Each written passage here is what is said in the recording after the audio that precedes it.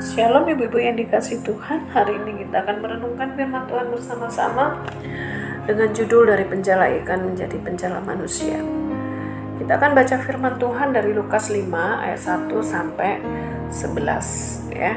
Sebenarnya kita akan berdoa terlebih dahulu. Tuhan Yesus, mampukan kami untuk mengerti dan melakukan firman-Mu ini. Kami percaya firman-Mu memerdekakan kami dan menolong kami. Di dalam nama Yesus, amin. Ibu-ibu yang dikasih Tuhan, mari kita baca firman Tuhan. Pada suatu kali Yesus berdiri di pantai Danau Genesaret, sedang orang banyak mengerumuni Dia hendak mendengarkan firman Allah. Ia melihat dua perahu di tepi pantai, nelayan-nelayannya telah turun dan sedang membasuh jalannya.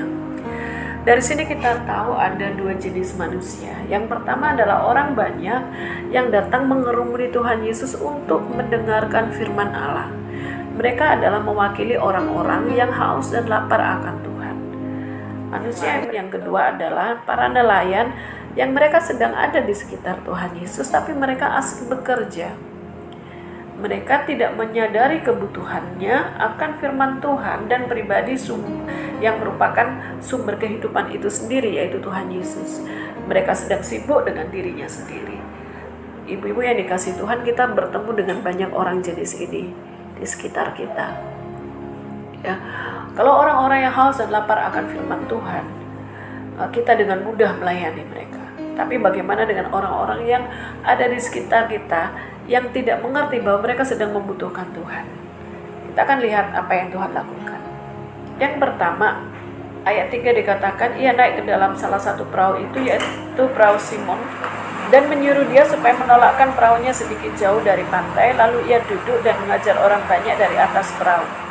Setelah selesai berbicara, ia berkata kepada Simon, bertolaklah ke tempat yang lebih dalam, tebarkanlah jalamu untuk menangkap ikan.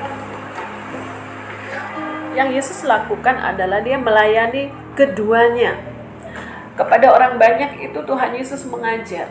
Dia naik ke perahu Simon dan menjadikan perahu Simon sebagai mimbar, sehingga Tuhan Yesus bisa mengajar dengan leluasa.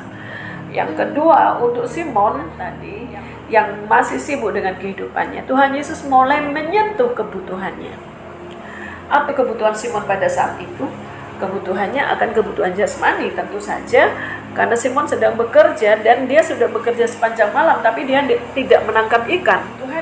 Tuhan Yesus menyentuh kebutuhan Simon itu. Dia berkata, bertolaklah ke tempat yang lebih dalam, tebarkanlah jalamu untuk menangkap ikan. Ya. Kemudian Simon menjawab, Guru, telah sepanjang malam kami bekerja keras dan kami tidak menangkap apa-apa. Ya. Tetapi karena Engkau yang menyuruhnya, aku akan menebarkan jala juga. Pada waktu itu Simon menganggap Tuhan Yesus hanya sebagai guru, karena dia baru saja melihat Tuhan Yesus mengajar. Pada saat dia berkata, Tuhan, kami ini nelayan, kami tahu apa yang harus kamu lakukan. Kami udah bekerja keras sepanjang malam, tapi kami gak menangkap apa-apa. Tetapi karena Engkau yang menyuruh, dalam hal ini Simon mengatakan, oke Tuhan, aku menghormati, oke Guru, aku menghormati Engkau. Aku mau taat, walaupun ini gak masuk akal. Ya. Tuhan, ketika Simon Petrus taat, apa yang terjadi? Yang pertama, dia mengalami mukjizat. Dan setelah mereka melakukannya, mereka menangkap sejumlah besar ikan sehingga jala mereka mulai koyak. Lalu mereka memberi isyarat kepada teman-temannya di perahu lain supaya mereka datang membantunya, dan mereka itu datang, lalu mereka bersama-sama mengisi kedua perahu itu dengan ikan hingga hampir tenggelam. Ketaatan, benar, sekalipun ketaatan itu disertai dengan ketidakmengertian, menghasilkan mukjizat. Ibu yang dikasih Tuhan, seringkali doa kita atau mujizat yang kita harapkan tidak kunjung datang. Kenapa? Karena kita nggak taat. Simon taat, sekalipun pada waktu itu mungkin dia belum mengenal Tuhan Yesus secara sungguh-sungguh, dia taat, dan ketaatannya menghasilkan mujizat. Tidak hanya itu, ketaatan itu menghasilkan pengenalan akan Tuhan dan pengenalan dirinya sendiri. Dikatakan ayat 8, ketika Simon Petrus melihat hal itu, ia pun tersungkur di depan Yesus dan berkata, Tuhan, pergilah daripadaku, karena aku ini seorang berdosa. Dia mulai melihat Yesus bukan hanya guru, tapi Yesus ini Tuhan yang berkuasa atas semesta, yang berkuasa atas ikan-ikan.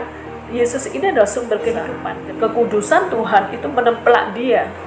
Tuhan, pergilah daripadaku karena aku ini orang berdosa. Ya.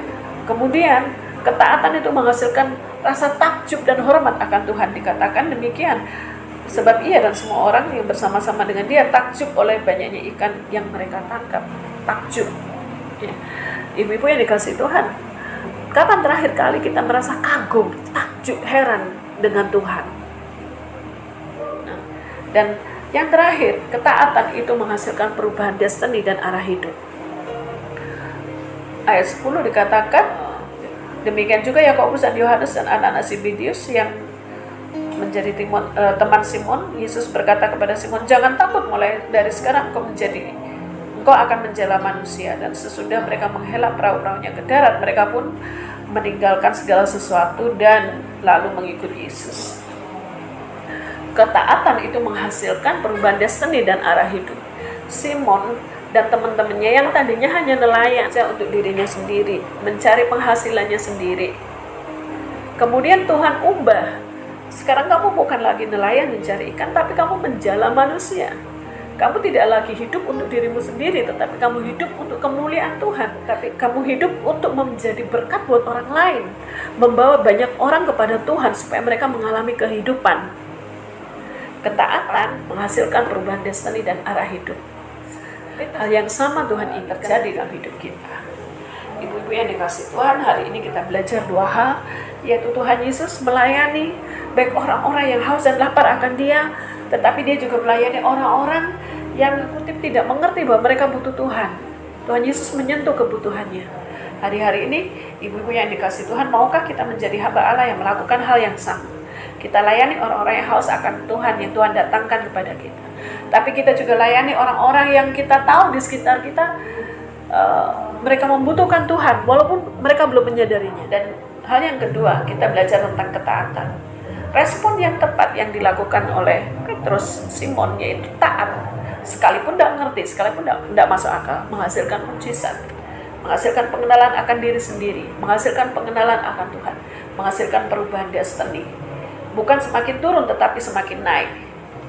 Tuhan berikan mandat-mandat yang baru ketika kita taat. Tuhan berikan kepercayaan yang baru ketika kita taat. Ibu-ibu yang dikasih Tuhan, maukah kita melakukannya? Mari kita bersama-sama minta kesanggupannya dari Tuhan. Hati yang taat, hati yang memiliki respon yang tepat. Tuhan Yesus memberkati. Terima kasih Tuhan buat firman-Mu, kami mau melakukannya.